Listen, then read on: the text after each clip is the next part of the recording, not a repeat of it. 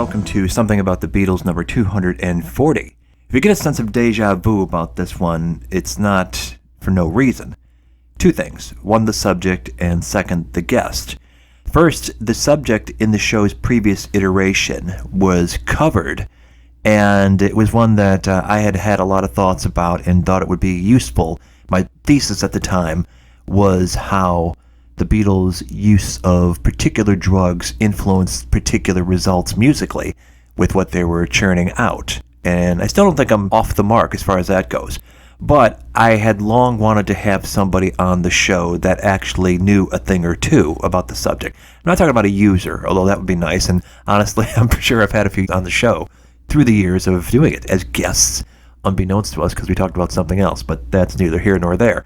Now, this is returning guest Terry Zobek, who you may recall from a few shows back when we did the discussion of the Paul lyrics book.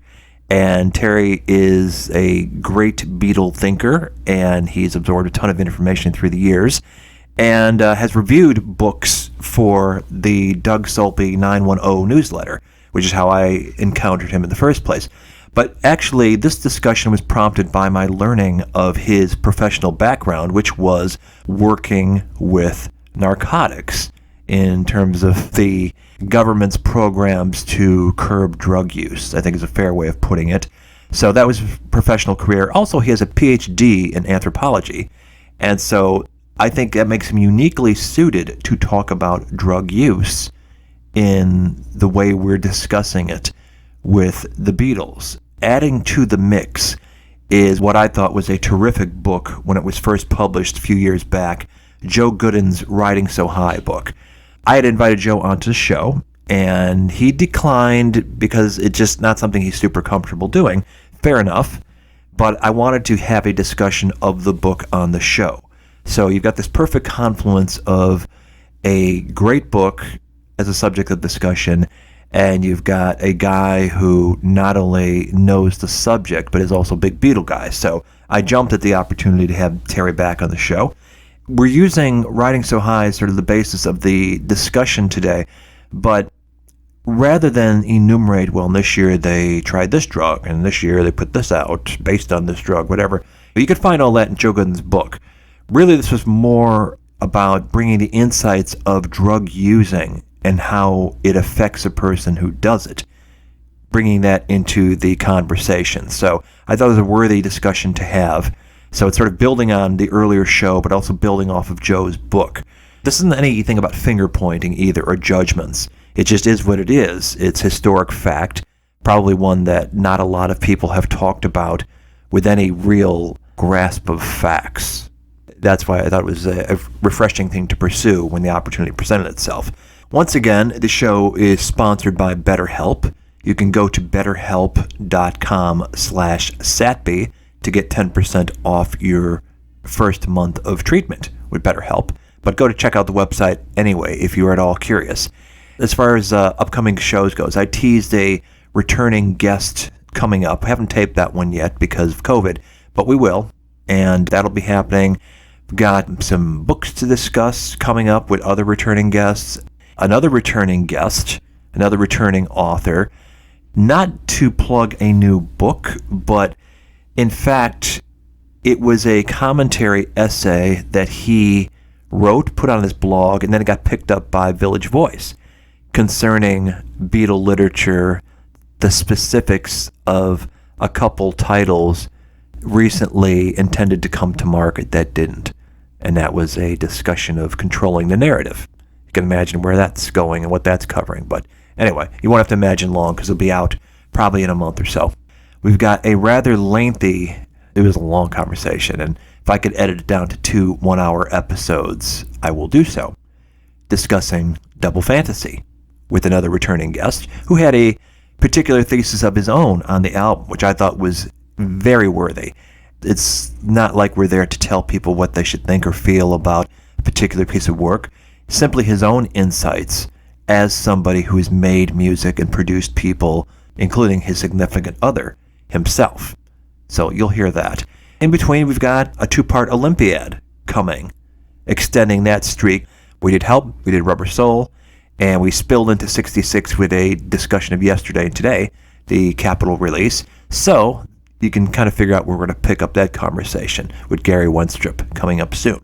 Anyway, here's my conversation with Terry Zobek. And like so much that's happened this year, I think virtually every show has referenced Get Back, as we do with this one. Is there any need to do this in public? So I guess we'll start with Joe's book. Yeah. What did you think of it? I thought it was terrific. Obviously been aware of the Beatles' drug use over the years, but he really pulled a lot of information together, and he well sourced. I thought it was very well written. And there was a number of things in there that I had never come across, so I learned a whole lot from it. But on the other hand, I guess when you delve in or focus on such a narrow portion there, you tend to get the feeling that this was perhaps more central to their story than it actually was. 300 some pages of this, but I thought it was an excellent book, one that I hadn't been aware of before. So thanks for bringing it to my attention. Sure. And given my professional career, it was incredibly interesting to me. So thought it was a great book. I'm going to have to track down and get me a hard copy of it. So yeah. Get them a sale. Good. I'm glad to hear that because, I'd like you say, I've known Joe like virtually for years. He's the guy, for people don't know, runs the Beatles Bible site, which is just okay. I've gone to that quite a bit. I didn't know that was him. Yeah, that's him. Okay. Yeah, and so he knows his stuff. He's very thorough in curating information. If new information comes to light, he will update it, and so it's a living entity as far as his source of Beatle material goes. Right. And in the previous iteration of Something About the Beatles, we had done a show on their drug use, and this was, I'm not an expert on it, but I have life experiences, and I'm not talking about as a partaker necessarily, but certainly as an observer. Mm-hmm. And that was when I sort of stumbled upon the observation that, you can kind of glean what their drug of choice was at any given time based on the work they were churning out. Just, if nothing else, the amphetamine fueled early albums, and then the mellowing out when they dripped into pot, and then the psychedelia with LSD, and then the sort of fractured nature when John's going into heroin. You get all that. Paul just leading the charge with Pepper, and that's when he's using Coke. So it's like, it all makes sense through that prism. Yeah. And but I'm not an expert. And I further, just something gleaned in life is that it's forms of speed that are used to treat ADHD. And I'm wondering if it resonated and worked so well for John in those early years where he's really dominating creatively, because maybe that would have been a clinical diagnosis that would have fit whatever was going on with him, at least that nature. I don't know that. I'm not an expert, but you do have some experience, and I just wonder what your thoughts were.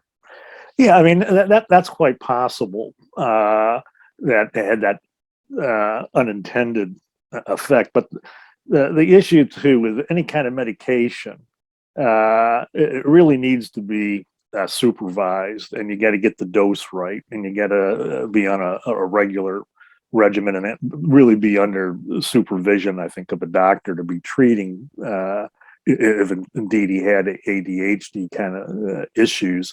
And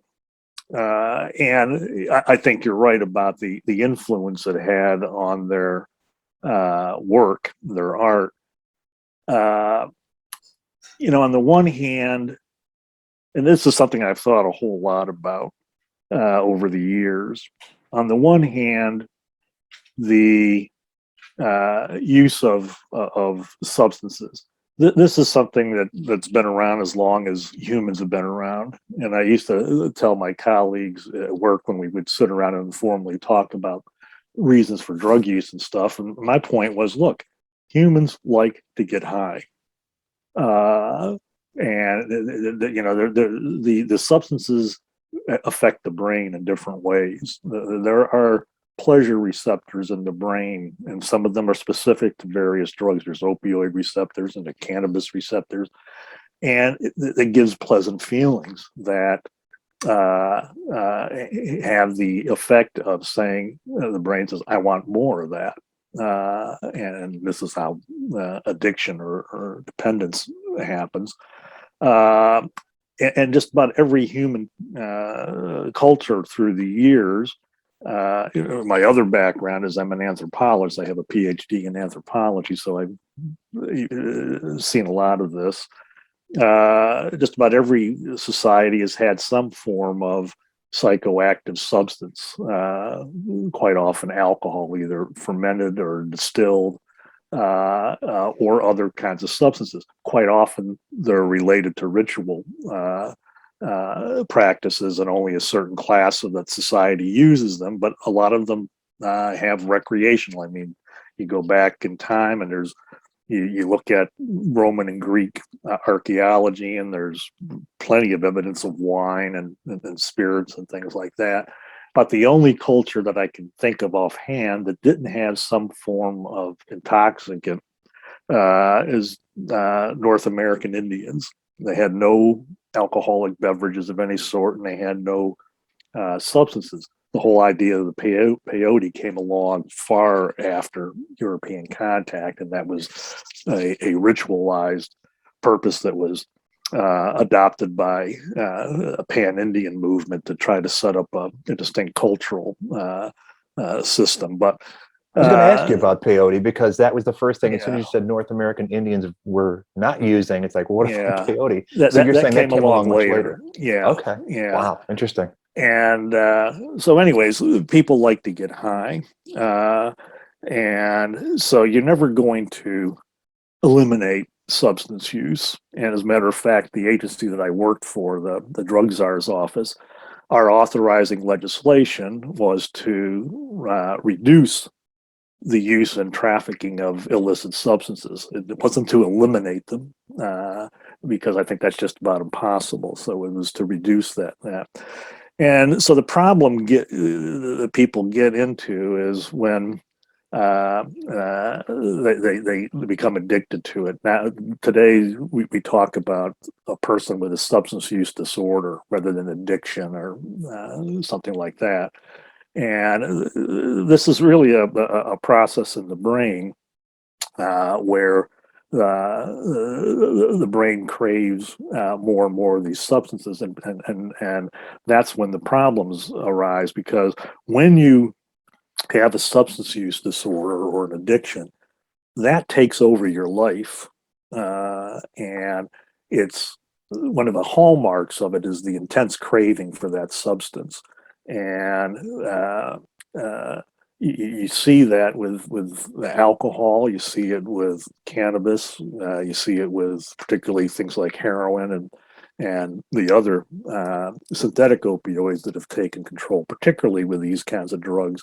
They take over. This is what you want to do, and I know examples of people addicted to opioids where this is what they do. Nothing else in their life matters. They will sell their children for sex abuse in order to get that heroin or that OxyContin or whatever synthetic opioid.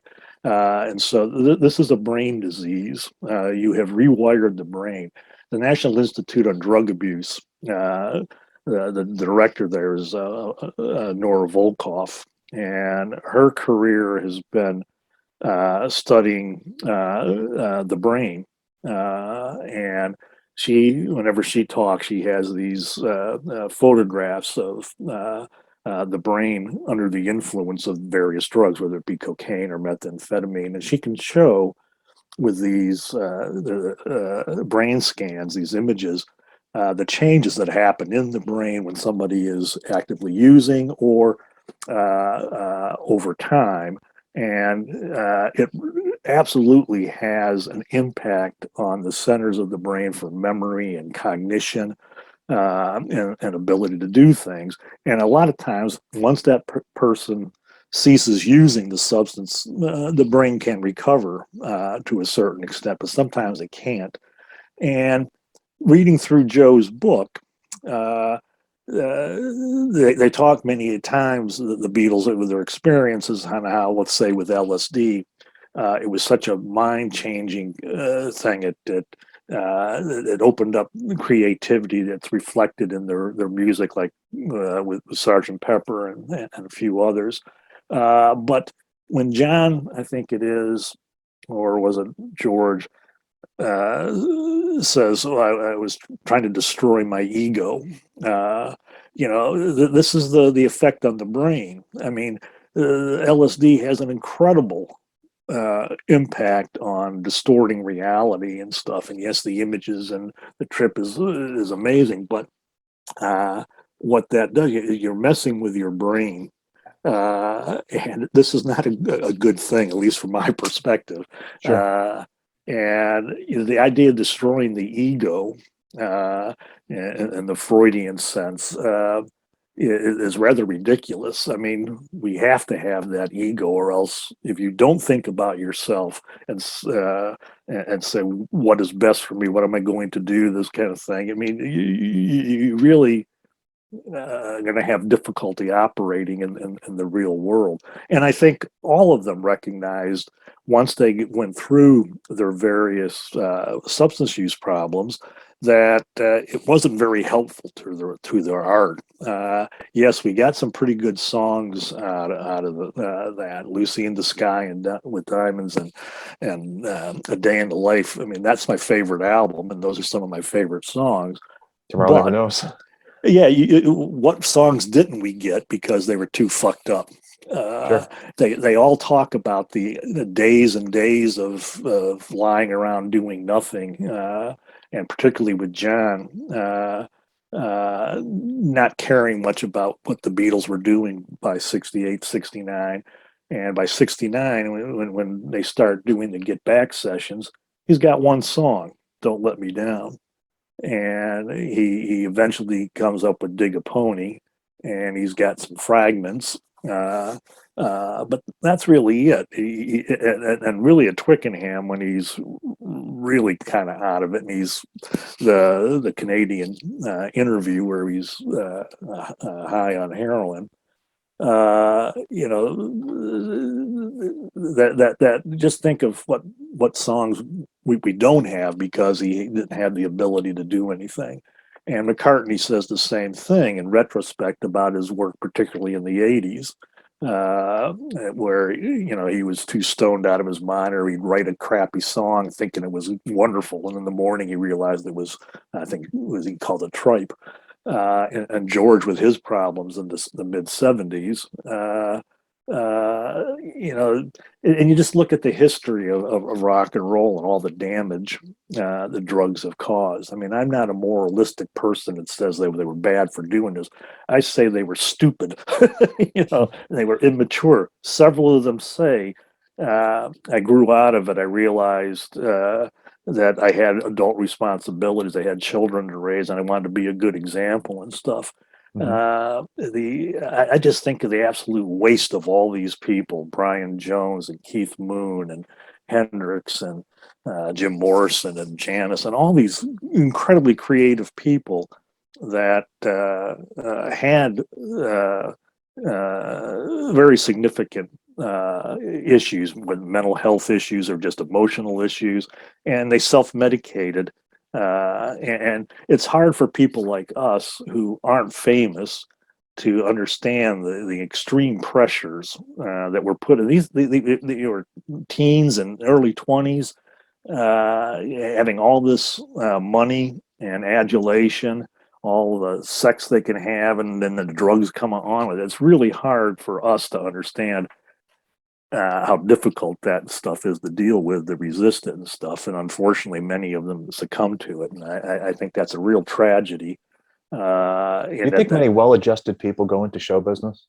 Yeah, well, probably not. Right. If you listen to people like Robin Williams and other comedians, they're always the saddest people that have their depression and things like this, and this is how they deal with that. So that's true, and this isn't just come about with rock and roll. This is true of film stars and authors. Many of my favorite authors over the years had real problems with alcohol, and many of them died from it.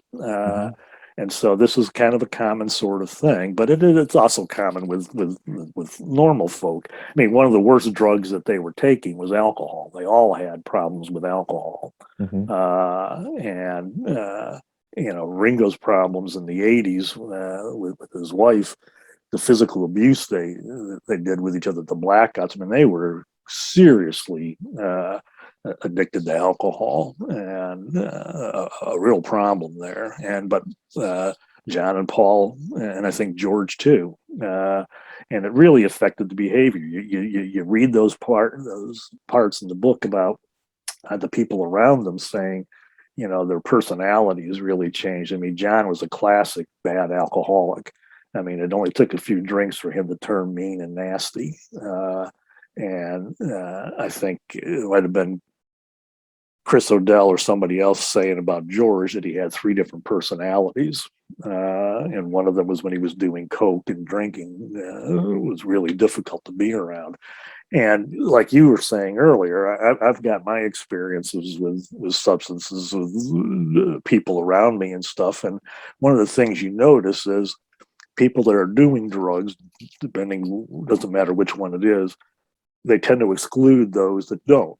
And they tend to talk about their drug use constantly. It's either talking about how high they are, how good it is, or how I got to get more and stuff. And this gets to be kind of trying for those that aren't participating in that. And you hear that from some of the people in the book. My thing is, I think the drugs perhaps assisted them in creating their work. It may have inspired them to do some terrific writing, but over time, I think it did more damage to their artistic abilities and creativity than it helped. Sure. And that I see is kind of a loss to all of us. Right. It did, without killing them outright, as it did so many other fellow travelers along that path. Yeah, we were lucky with none of the Beatles overdosed and died, or you read all those passages about them driving around high on LSD that they didn't hurt themselves or somebody else. I mean, at 10 miles crazy. an hour. Yeah. So. Yeah. Now, I noticed in some of the chatter after Get Back came out, and with more knowledgeable fans having read about John's heroin use, and there were people commenting, watching the thing, oh, John's not so bad. And when they get to Apple Studio, look how animated it is, how up and energetic.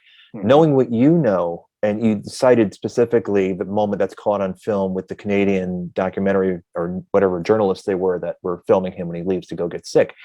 What was your observation? Because it is a very striking difference in his demeanor between Twickenham and Apple.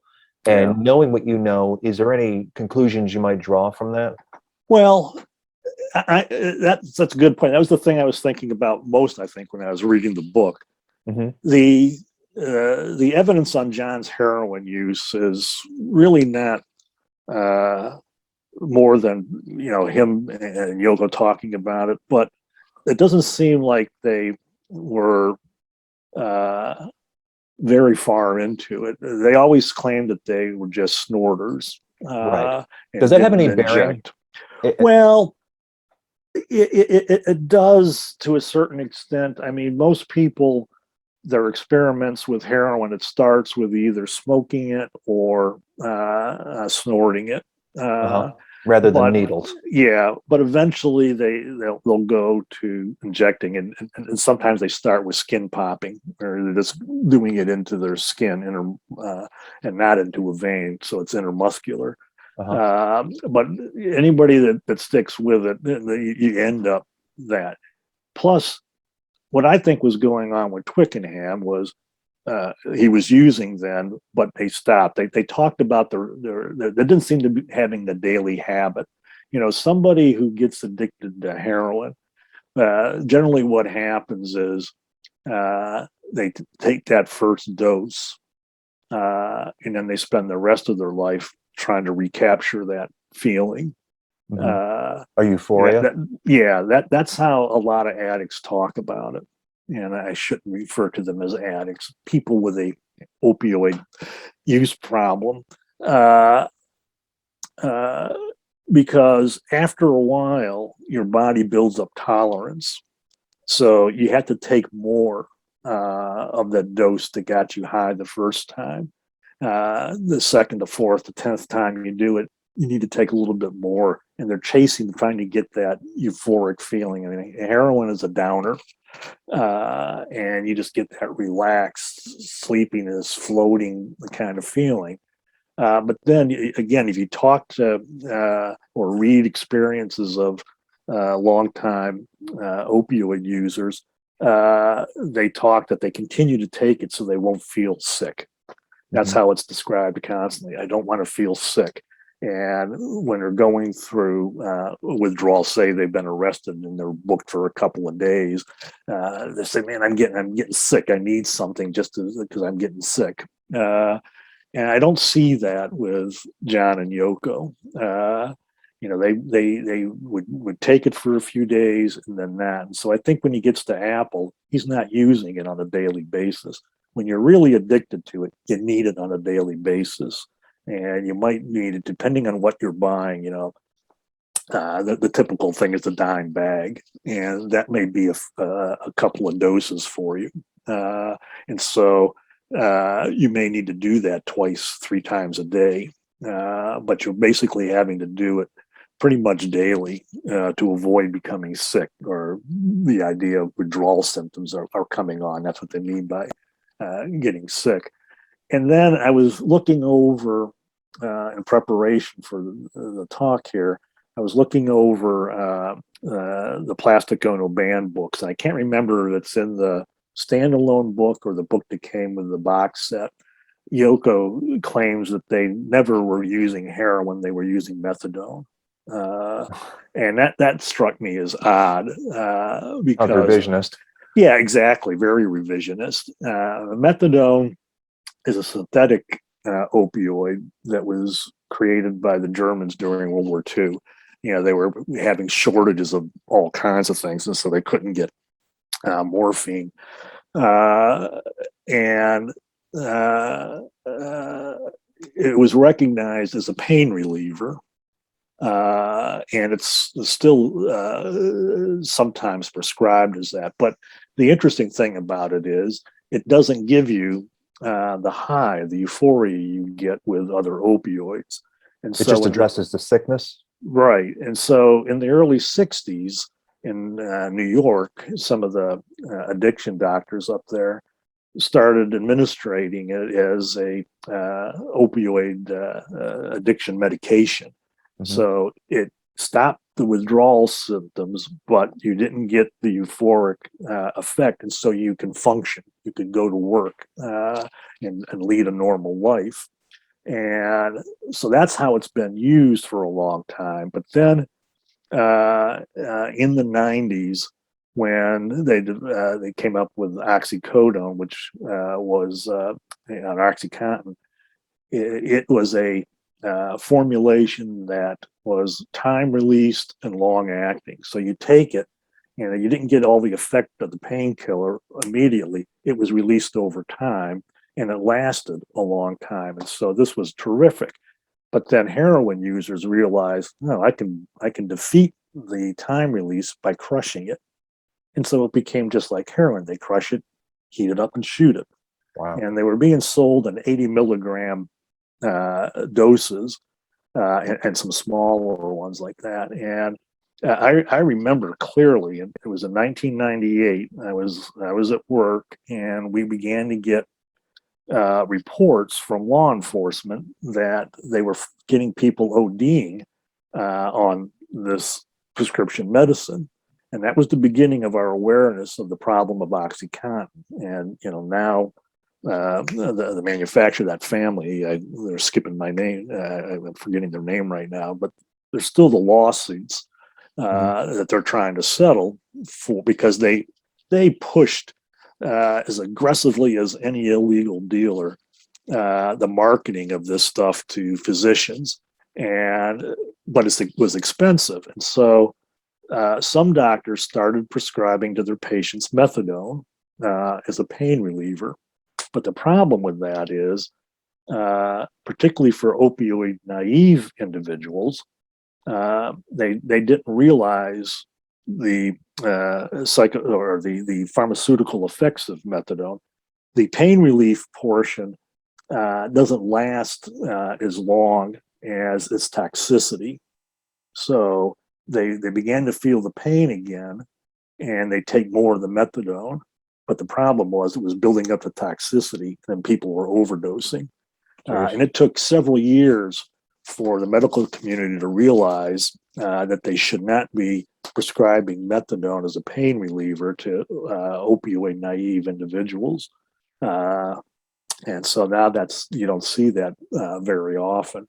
But this whole idea that Yoko's saying they were just doing methadone, like you say, that's very revisionist. They wouldn't have been getting a high off of that at all. Now, they did apparently get methadone as part of a withdrawal treatment at one point. That was in America in the 70s when they were living here, when they first came over, in fact, right? They went to San Francisco for the methadone treatment in 72. Right. And so, but I seriously doubt that they were heavily into opioids. I think it was problematic for them, but I don't think that they would have been at the time. The various medical determinations of addiction or substance use disorder, they're defined by the American Psychological Association's Diagnostic and Statistical Manual of Mental Health Issues, or DSM, and now it's DSM-5. Back then, for them, it probably would have been DSM-3. But there's a number of criteria you have to meet to be either have a substance abuse, or substance. I'm forgetting my classifications here, but there was substance abuse and substance use disorder, and the substance abuse was a lower definition. And they probably would have fallen into that category. You still need some treatment for it, but your problem is a severe one, as it could be. And I suspect that that's about where they were. And they didn't seem to have that much difficulty in dealing with it. They had some relapses, but I don't think they were ever daily users, or they claim never to have been injecting either. So. Anecdotally, we know as of January 69, there's certainly users. And we know it's in August of 69 that the song Cold Turkey appears, that John's first demo of it. And he submits it for consideration not long after that, as they're winding down Abbey Road and getting that ready for release. We know from his own account, September 12th or 13th, when he was in Toronto, that he gets high backstage and is puking before he, so much for performing Cold Turkey live before a bunch of people. And then we know he comes to America, and at some point they're seeking treatment at a methadone clinic in San Francisco. And then last we know from, I think it's Philip Norman's book on Lennon that Yoko cooperated with, that she's talking about her own heroin addiction in 1980. Mm-hmm. So, she's not saying it. And of course, you take the caveat of the source. What John's been going through those last 5 years, that might account for his physical appearance and the fact of an addictive personality who's been a heroin user living with someone who's admitting to using, and what the implications of that are in 1980. Yeah, and that's certainly the case. I mean, I attributed, at least originally, John's appearance to his macrobiotic diet, which was how they tried to explain it away. Right, but I've come across no evidence that he was using heroin during those years, and again, I'd be surprised after all these years that it wouldn't have come out. That somebody wouldn't have. I mean, whereas Fred Seaman would certainly have been aware of it, one would think. We have the Peter Doggett book that didn't get put out on those very years. So it makes you wonder what was in that. Right. And Jack Douglas doesn't say anything about it. He mentions that he would just smoke some pot at the end of the sessions. Mhm. Uh, He and cops to so, peyote not being beyond his scope in the Playboy interview. yeah, yeah, And then we know that he wasn't much of a macrobiotic with the chocolate he would sneak when yeah, he was out of the room, or yeah, those yeah. toxic French cigarettes he'd be chain smoking. Yeah, that was the problem with John. You know, he spouted a lot of bullshit, and he was always looking for the guru, the next person to tell him the answers and stuff like that. And so Yeah, he even if was it's Billy very, Graham. yeah, he was very susceptible to that kind of stuff. And I like the one quote somebody said, you know, when he was using these substances, he was very susceptible to being exploited by people. And you see that throughout his entire career. I mean, look how quickly he latches on to Alan Klein after one discussion with him. Oh, this is the guy who knows it all. He, no bullshit, you know. And Yeah, this is the guy who just wanted the money, you know. yeah, who knew how to play him and Yeah. did it, and knew that flattery was certainly an aspect of that. Yeah, he would think that given John's experience and stuff, he would have been wise to these people, but he never was. Right up until the end, it was always somebody had the answer that he was following. It's easier to see the 1964 John Lennon as a sharper, more discerning guy than the one he Yeah, became by 68.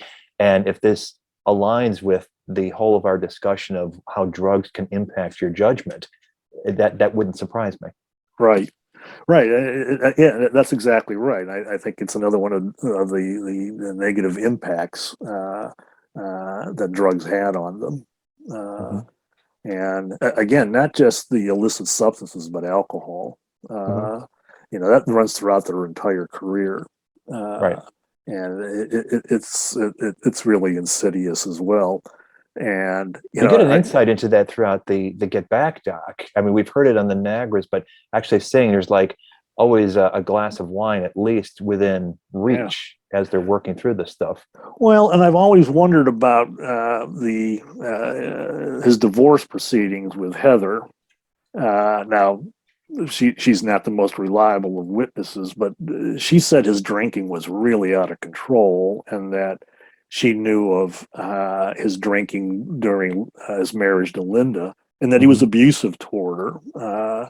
Now, that's the only source I've ever seen of that, and so I discounted given the Right. nature of their divorce. Right. Hardly a But disinterested party. yes, exactly. But you know, there's evidence in Joe's book about McCartney's heavy drinking during the 70s and 80s.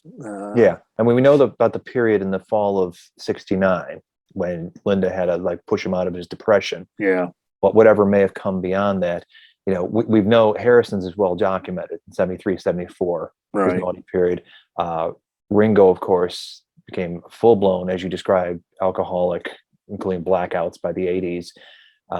John, you know, there's so many other things in his orbit within his scope, but Paul, I think, is the least documented as far as that goes. And yeah, Mhm. Heather Mills is not the most reliable witnesses, but certainly there's got to be other people around that can attest to that. And if it in the end means, I mean, we know he's not an alcoholic, whatever else he is these days, and he was a Right, workaholic for sure. But we do know, as he himself copped to, as you alluded to, that there were periods of his life that enthralled to whatever was going on, he did not deliver his best work. right. And you know, Ringo and Paul, since they become sober, have been much more active and They look creative. great. Yeah, they look great. I hope I live to be 82 and look as good as Ringo does these Yeah. days. But you know, the depth of his stuff. You remember, there's the Great Lost Ringo album that he recorded in Memphis.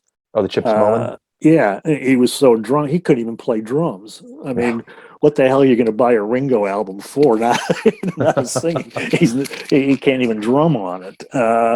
I mean that's just bad. But as soon as he gets sober, then he starts the All Star Band and begins touring and actually putting some effort into his solo material. And those Mhm. first several albums, when he's working with what's his name, Mark Hudson. Hudson, yeah, Mhm. those are damn good. And I saw the first two All-Star Band tours, and they were quite enjoyable.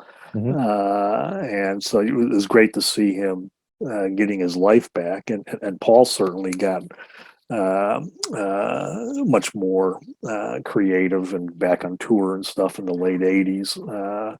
So, Yeah, you do get a glimmer of Ringo's bottoming out, not quite to the extent of beating Barbara Bach, but yeah. there's that John Davidson interview Hmm. where he's sloshed out of his gourd. Yeah, that is awful. That's painful to watch. Right. And there's the one, I think it's on Australian TV, where he's with Glenn Chirac from Little River Band, and Uh-huh. he's dropping the drumsticks as they're doing like Honey Don't or something like that. No, I haven't seen that one. Yeah, yeah. Uh, It's like, my God, man, you know? So, yeah. yeah, it's just very interesting.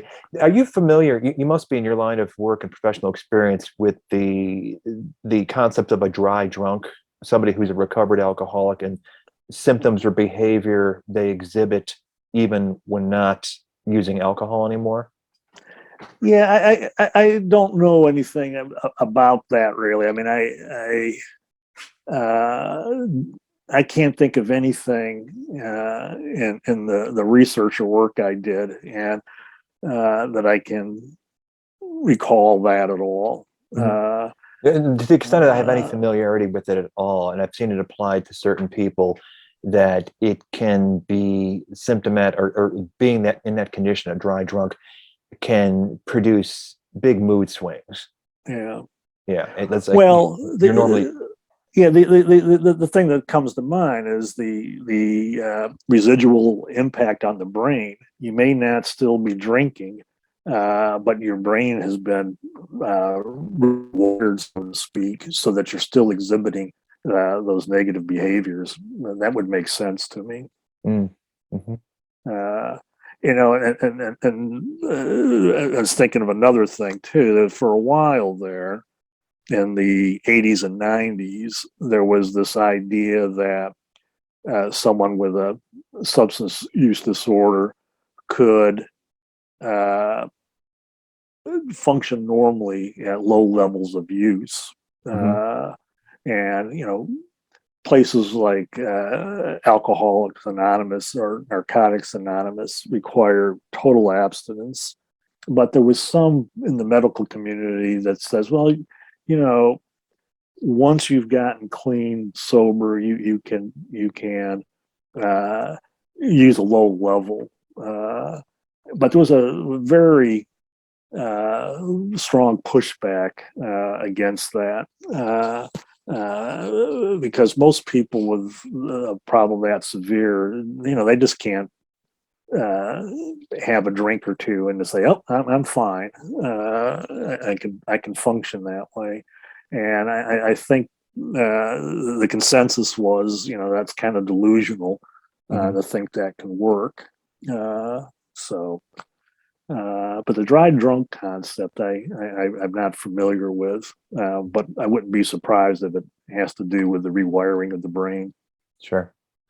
Did you find in the course of what you know, and maybe sort of intimated in Joe's book, that there are certain personality types drawn to certain substances?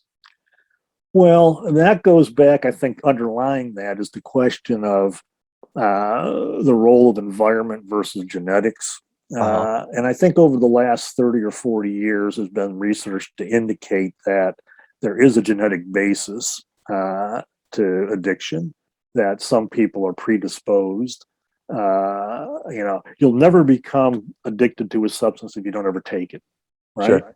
Hmm. But once you've started taking it, some people are more susceptible to continuing and increasing that behavior. And the research seems to suggest that these are people that have a genetic predisposition to becoming dependent upon a substance.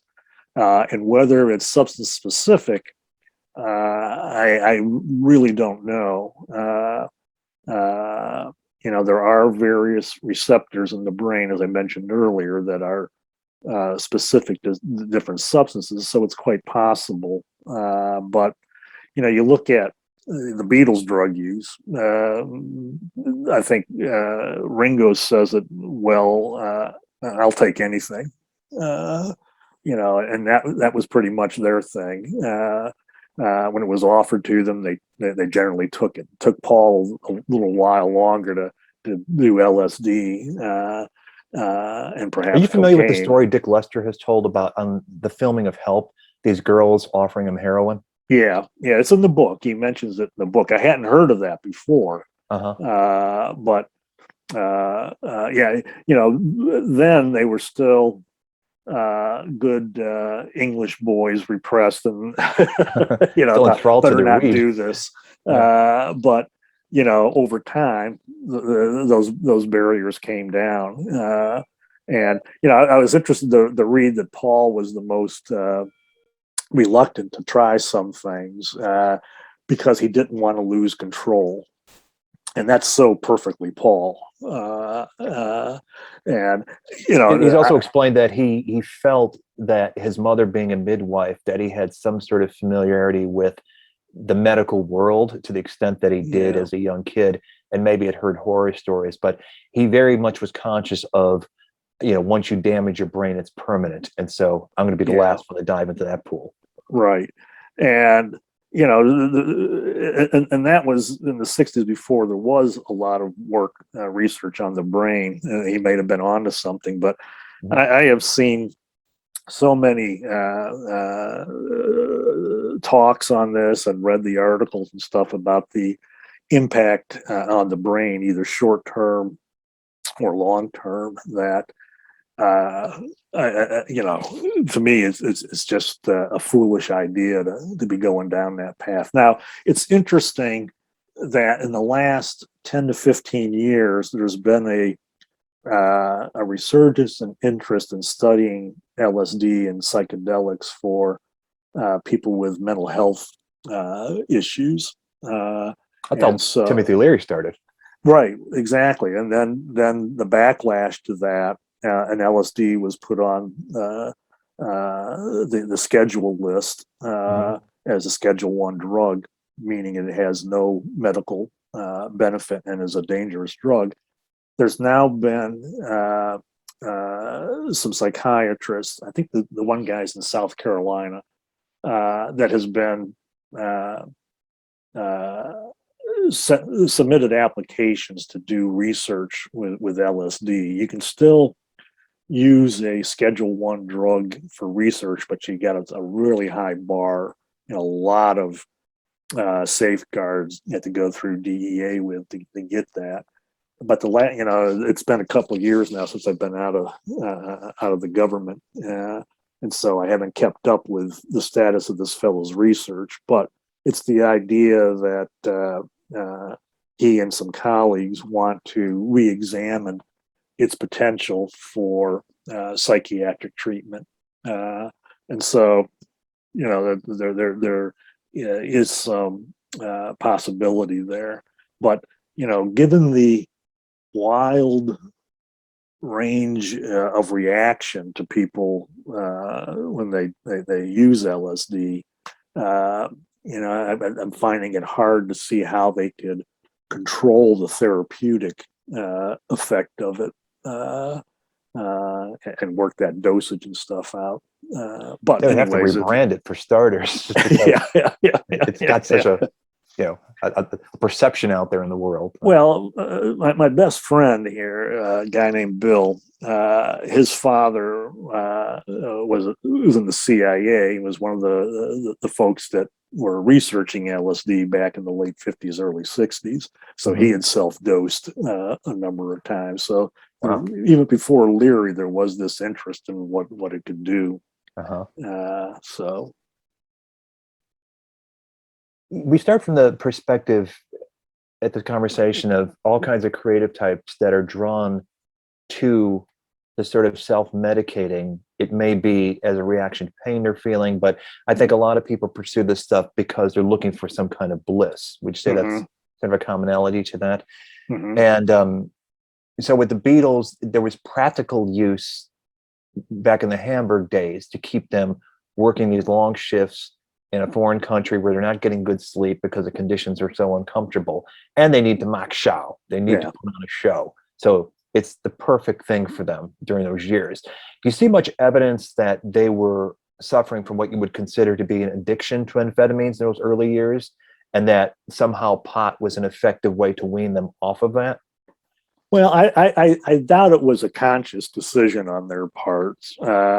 Long-term use of amphetamines has some serious physical deficiencies here: the jittery, the paranoia, the lack of appetite, and stuff like that.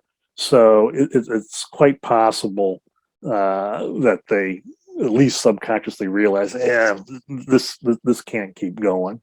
And then pot comes along, and it is such a relaxing drug. It's a very sociable drug. Not many people, unlike heroin, which is a very individual drug. You don't sit around and party with that. No. And so, the description of their use with Dylan in the hotel there in New York, where Ringo just starts giggling all night long. I don't know that the Doritos were back then, but I'm sure they ate some Oreos. It's a very pleasant, sociable kind of thing to do. And the great thing is, the next day you don't have a hangover. Right. Which George says explicitly in that David Wigg interview is when he, they'd been drinkers. Their rum and coke was their drug of choice for a lot of that early. God, that was a stupid drink. Scotch and coke, rum and coke. Mixing liquor with coke is that again shows me these were unsophisticated, naive boys. If you're going to drink scotch, you do it straight, maybe on the rocks. Don't put. I think Ringo eventually found that out. Yeah, but yeah, you don't have the hangover. Yeah. But then this becomes a passion with them, where they're continually smoking. And, look at them with a set of help. They're making a multi-million-dollar movie that a lot of people are invested in. And these fucking morons are getting high all day, screwing up their lives and ruining the whole thing. I'm amazed Lester didn't fucking kill them. I'm amazed they didn't save the outtakes. Yeah.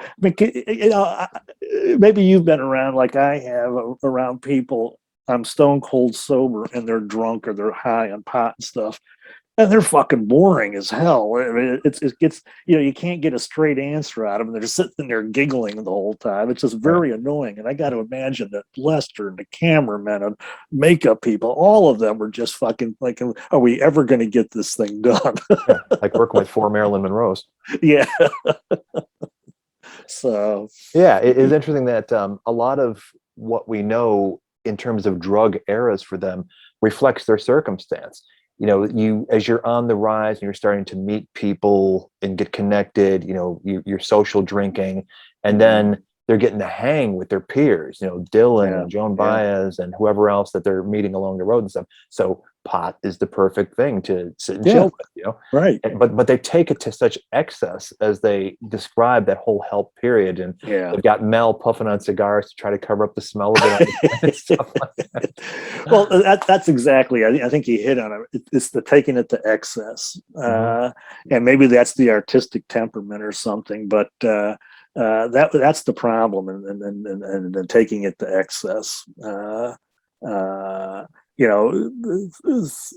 Right up until Paul stopped smoking pot, he said, hey, it's not as bad as alcohol and certainly other drugs and stuff. And I, to a certain extent, I agree with that. I spent my job working for the government and a prohibitionist kind of thing. But that was my job. I was required to do that. But the reality was, marijuana was not a big issue. When I first started working at ONDCP in '96, there was one person at DEA that had responsibility for marijuana.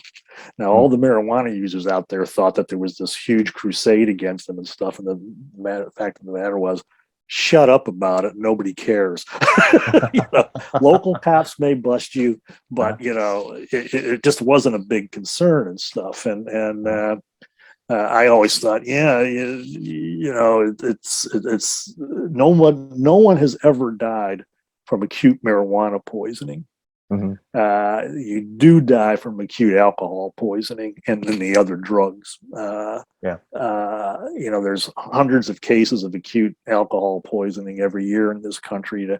And then the fraternities where they get the kid to drink a fifth of vodka in an hour, that's going to kill you. Right. But nobody's ever died from acute marijuana poisoning. You tend to fall asleep. So there's that part of me that says it's not that bad a thing.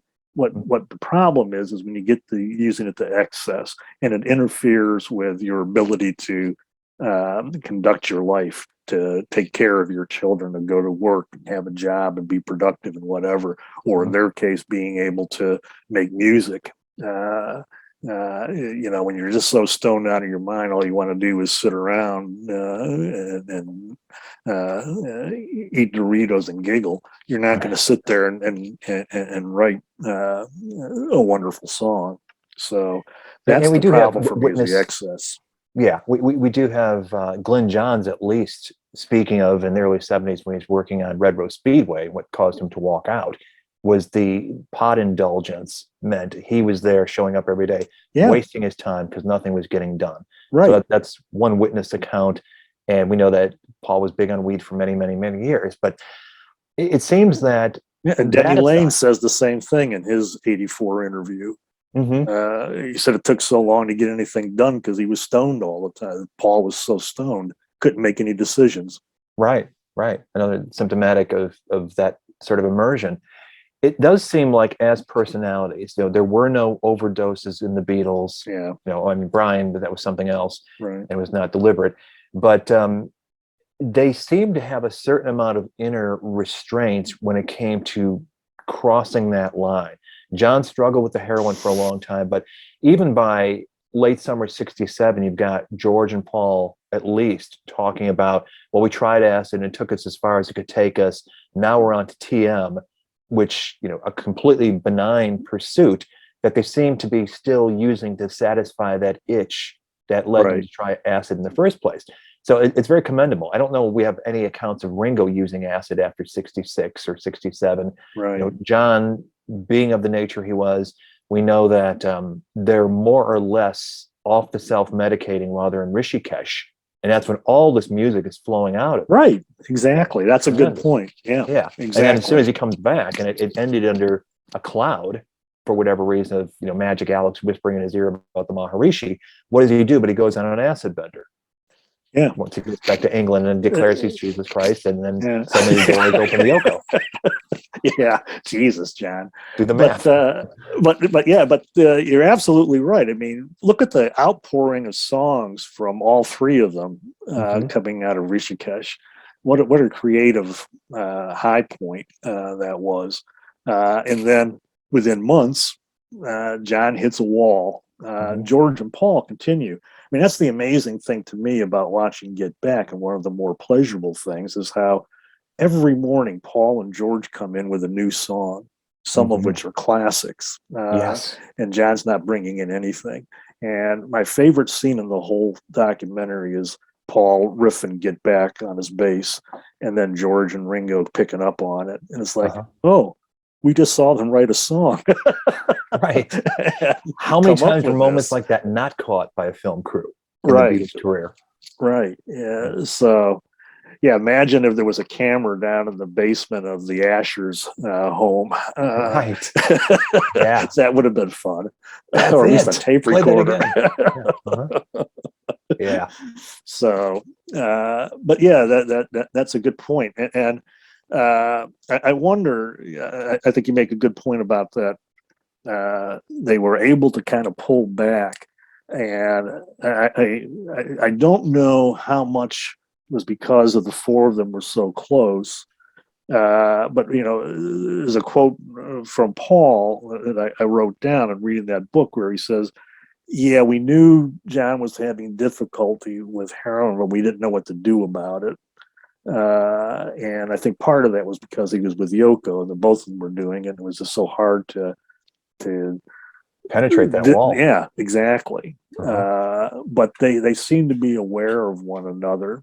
and their problems. One of the quotes that I found the most interesting was at the end of the book when he's talking about their solo years, and it's Jack Douglas talking about John in the studio and smoking the pot at the end of each session. And he said, he'd get to reminiscing, and it became clear to me that the tightest relationship he'd ever had was with the four of them. There was nothing else like that, and still after all those years and all the problems still meant so much to John. I thought, well, that's nice to know.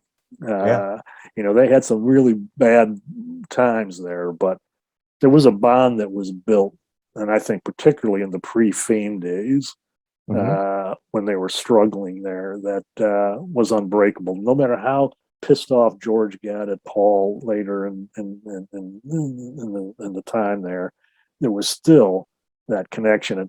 And one thing that I've heard over and over again, read, that people that were talking to John, if somebody ever criticized Paul in front of John, boy, he'd tear into him. And he'd say something along the lines of, I can do that, but you can't. Yes, I could say something bad about my mom, but you can't. Yeah.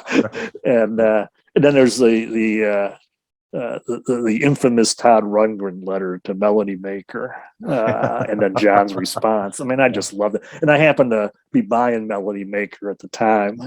There was a shop in Cleveland where I grew up that carried it, and I may still have it in the attic here somewhere. But Todd Stuntel. Yeah, yes, Rod, God, all that, and I always thought I can see the light sounds a bit like There's a place. There's a place, yeah. That was the best part, and I like Todd Rundgren, but I thought he deserved it. Yeah, totally. Yeah. I think it was one of the most striking things, and part of it was you hear it by listening to the Nagras the way we did for years until Get Back came along, but then actually seeing it is when these guys are sitting around and they're not making music, there's just kind of that moment, they're kind of just like, chatting, how many times they recall things from their past, and most of the time it's early past, talk about the Top 10 Club or things they did on stage. That formative period, like you describe, of when they really connected as humans, it is like top of mind with them always. They're not talking about Pepper. They're not talking about Shea Stady. They're not talking about Ed Sullivan. That's what they're talking about.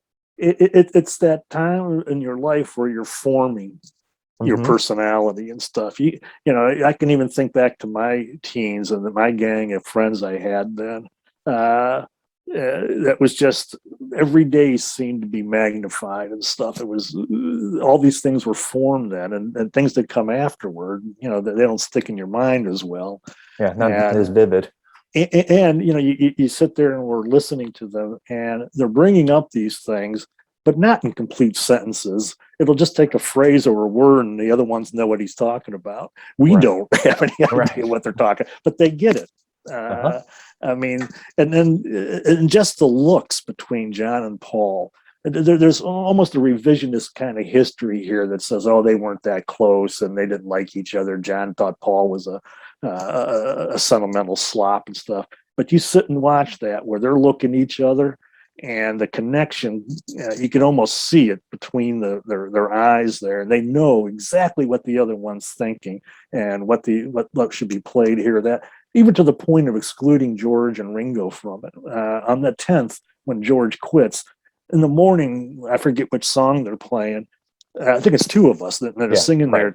And the camera's on George, and the look on his face is so devastating. It's like, hey, look at me. I'm here too, kind of thing. Here too, yeah. It just, to me, is remarkable. That connection they had. There was something really special there. And there was that quote from George in the 80s, something along the lines of, I'm paraphrasing, that sometimes John and Paul were too busy, John and Paul, to notice there was anybody else around. Yeah, I mean, and boy, that's true. That's the number one takeaway from the documentary I got was, boy, they were connected. There was something there that really was special. It's like a hardwired intimacy between those two. You see the joy that might be reflected in Paul's face if John laughs at something he did or gives some kind of response. It's like, yeah, that they'd sort of live for that. The only person that John wanted to hear a compliment from was Paul, and vice versa, I think. I mean, they really got off on that. Yeah. Which makes it all the more sad to find out, years later that when John's on his lost weekend, that Paul wanted him to come down to New Orleans and work with him, write some songs and stuff. And then Elton John has to go and fuck it all up. Well, I think, the New Orleans trip was very well documented. He's saying this stuff out loud. And that's when the real comes back to the Dakota, sucking him back in and hypnotism and quit smoking and all that stuff. There's some deliberation going on there. Yeah. Oh, well, what might have been. What might have been. Yeah, for sure. Something About the Beatles. Created and hosted by Robert Rodriguez. Sponsored by BetterHelp. Go to betterhelp.com/SATB for 10% off your first month. Executive producer Rick Way. Title song by the Corgis.